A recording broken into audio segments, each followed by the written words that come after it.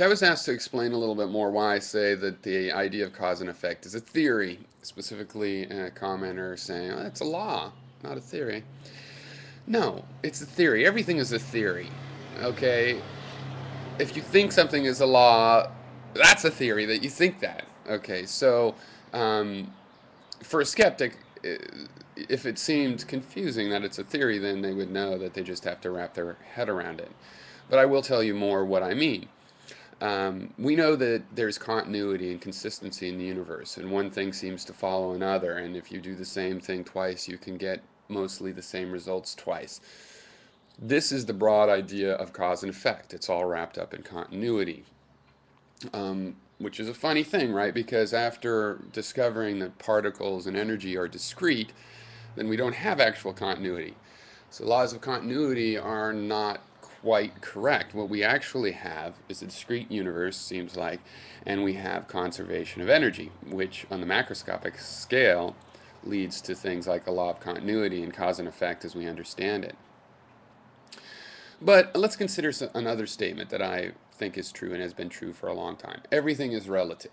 And yet, why is that not absolute? Why is that just a theory? If I say that it's true, and I think it's going to continue to be true, and it's been true for thousands of years, and it's just been validated over and over that time, why would I say it's not absolute? Well, the meaning of relativity is changing. I mean, 2,000 years ago, or more like 2,300 years ago, the idea of relativity and before, was just perspective, that you see something different from other people. But there was an idea that it would all correlate out, and you could still get an objective, a point of view, possibly, or that there would be an objective point of view, but just perhaps you wouldn't have access to it.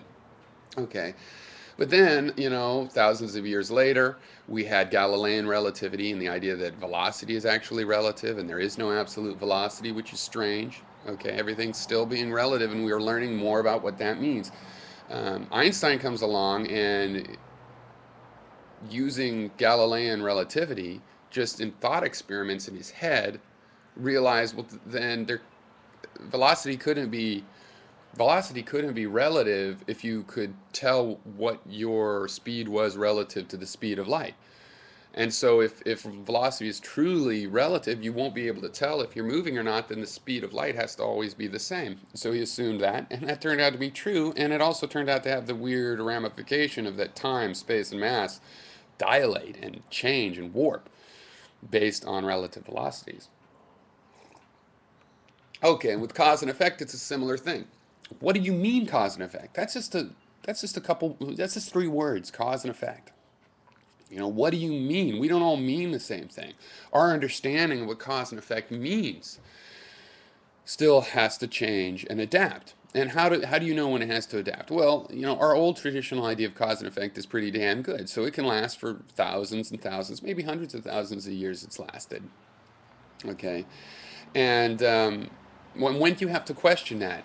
Well, when it stops explaining what you see in your experiences. And your most careful experiences are experiments, scientific experiments. Those are just carefully constructed experiences that you can repeat and tell other people how to have and create those experiences and see for themselves. Okay, and this is what's happened with the standard model, the general relativistic and quantum models together, called the standard model of science. And the idea of cause and effect, the old classical model, the Newtonian model of cause and effect, does not apply.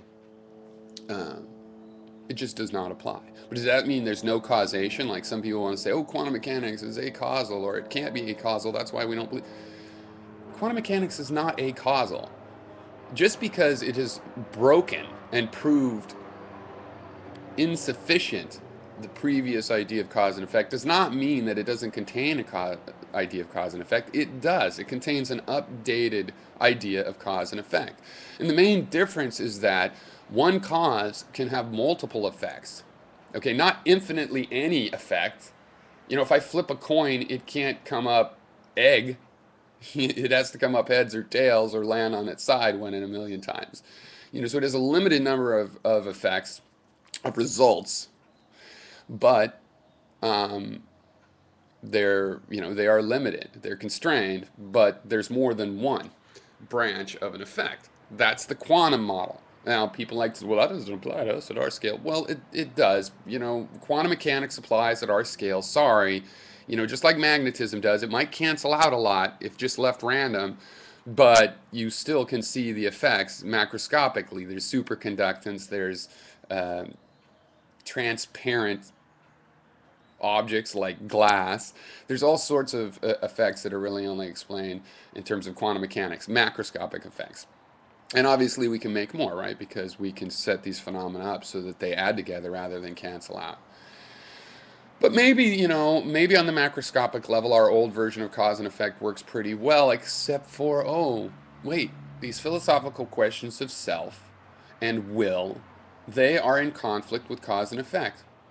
Now, if cause and effect was never questioned, it was law and we had it exactly written perfectly. Not just that it's a law and we sort of have an idea of it, but it's a law and we know exactly, we got the perfect conception of it. The perfect conception of cause and effect. Then we could go, oh, well, there probably isn't will. But we don't have that. We have a law that has failed in physical sciences. And so, no, it has a vote against it. We can't use that to just automatically overwrite will. We have daily experiences of will as well. Okay, now I've made a tangent off into will, and you weren't talking about will. But these, I'm just pointing out that there are issues where our conception of cause and effect is very important, and you know it needs to be updated. And just like any other idea, it is a theory. And even if the next theory should be called the same thing, you know, just like all of those versions of relativity, they all had a legitimate claim to the term relativity, but it's progress. There's a process by which our ideas progress. So this a new idea takes on the name of the previous version of that idea, and that's what should happen with cause and effect. And and that's what I mean about cause and effect being a theory.